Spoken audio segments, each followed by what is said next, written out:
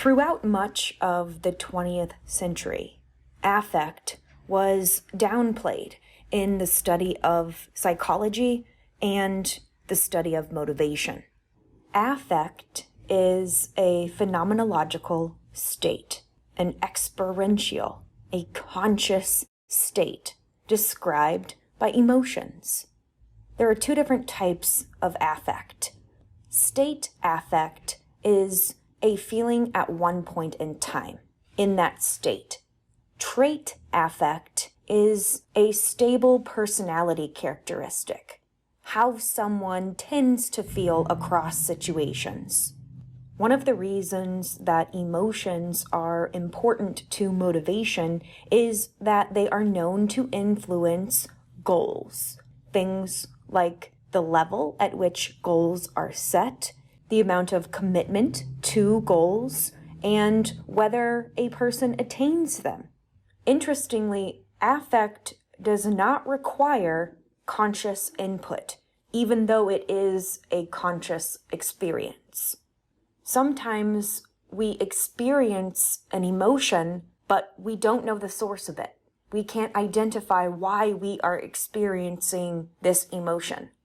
It could have been triggered by a distant memory, one that we are not consciously aware of. Another reason why affect does not require conscious input is because sometimes we experience emotions within milliseconds of experiencing the stimulus. In these instances, we don't have time to consciously think about our reaction to the stimulus.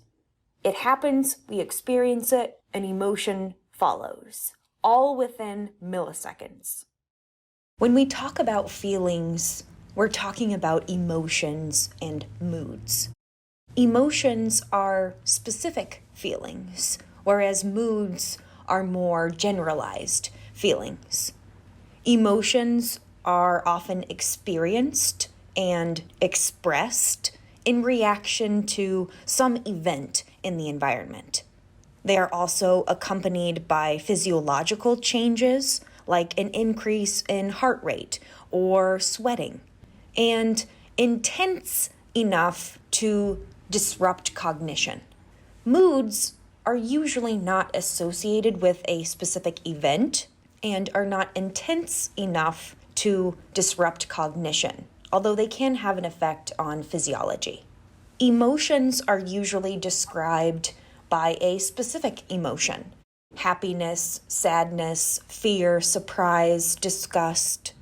Moods, on the other hand, are usually described as either positive, negative, or neutral.